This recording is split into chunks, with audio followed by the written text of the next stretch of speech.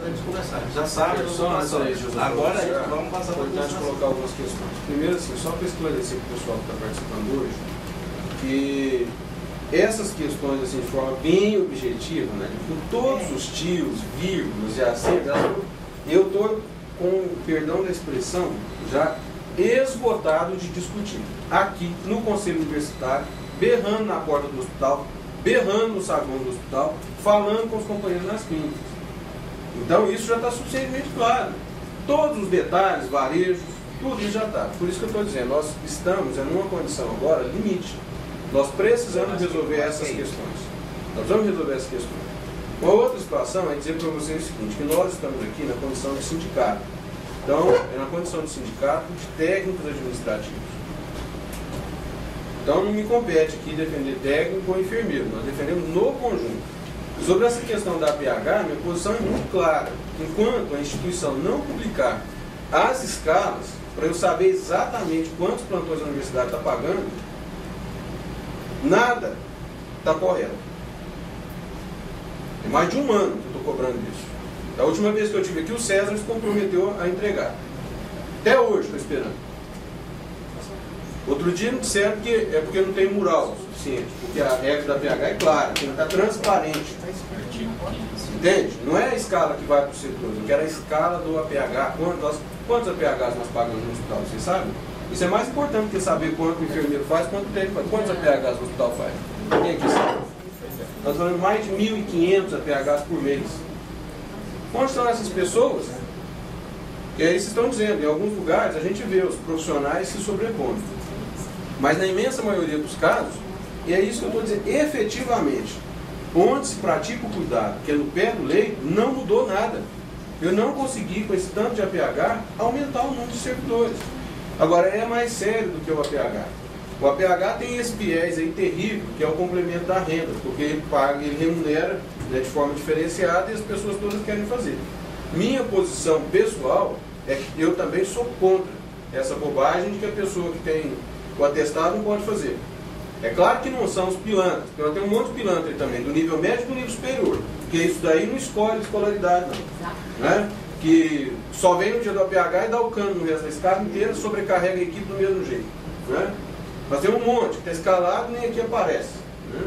Então essas coisas tem.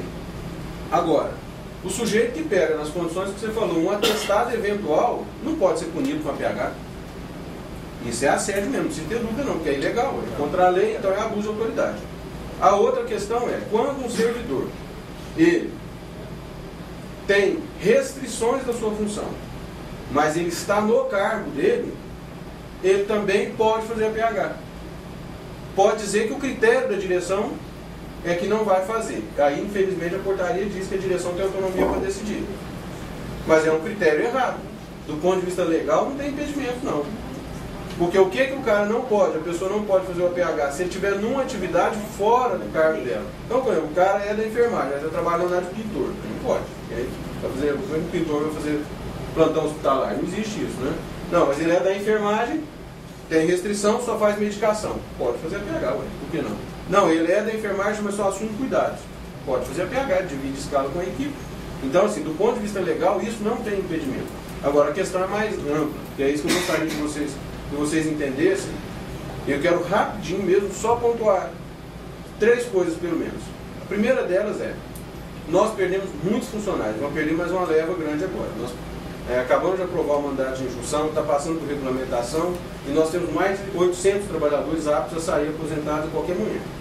Não significa que vão, mas podem. Se for, aumenta o nosso déficit.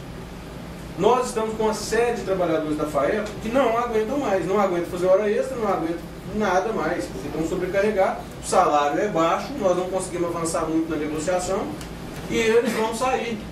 Então, alguns setores, por exemplo, a cirurgião perdeu 14, pronto-socorro perdeu um punhado, pronto-socorro ainda perdeu alguns de remanejamento, não foi nem demissão, mas remanejou, não pôs no lugar.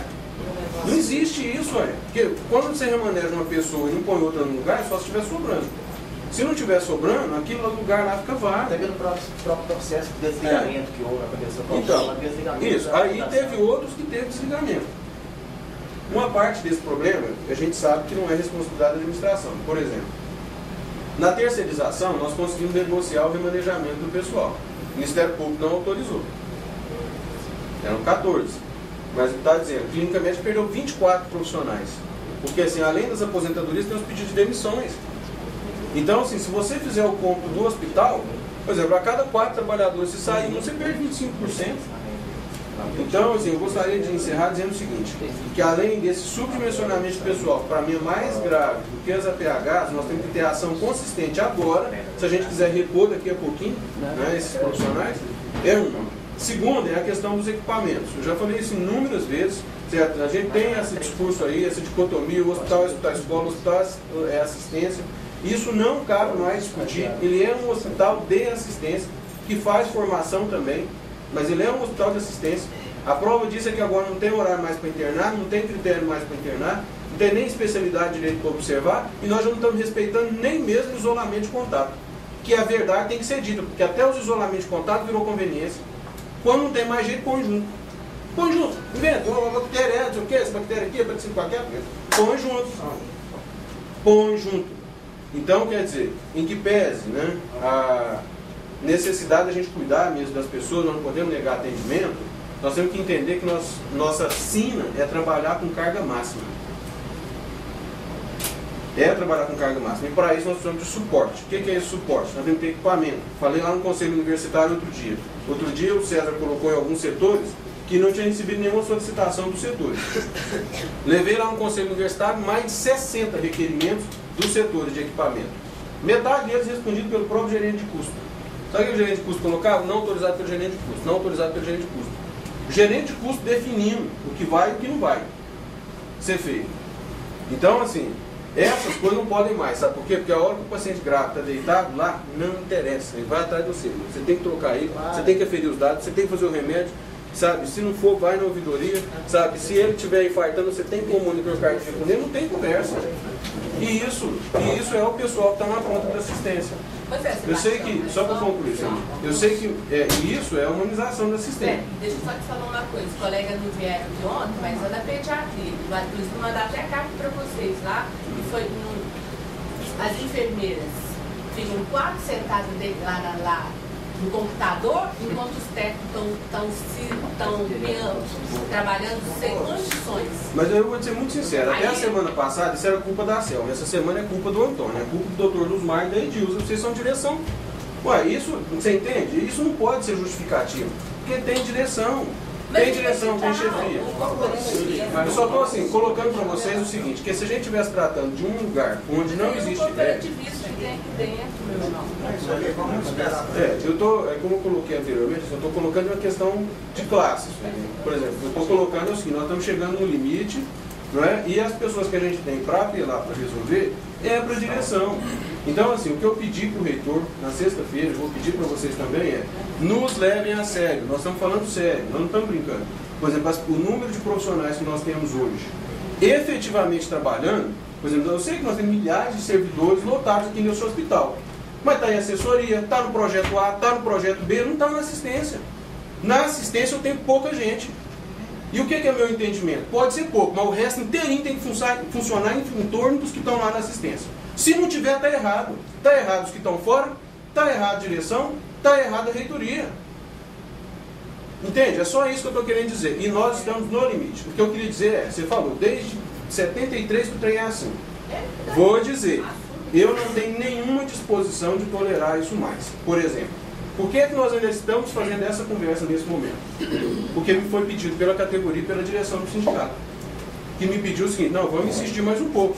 Vamos de novo conversar com o reitor, vamos de novo conversar com a direção do hospital, porque a posição nossa, como sindicato, nós já temos que partir para preservar os trabalhadores. Sabe por quê? Porque estão começando a tomar ameaça de processo aí. Vocês estão recebendo aí nas mãos. Você deve receber da ouvidoria lá também, né? Todo dia chove reclamação dos profissionais. Aí nós temos profissional ruim? É claro que tem, eu sei que tem. Mas o grosso não é esse o problema. Não, o grosso são as condições objetivas. Eu sou muito chateada quando faz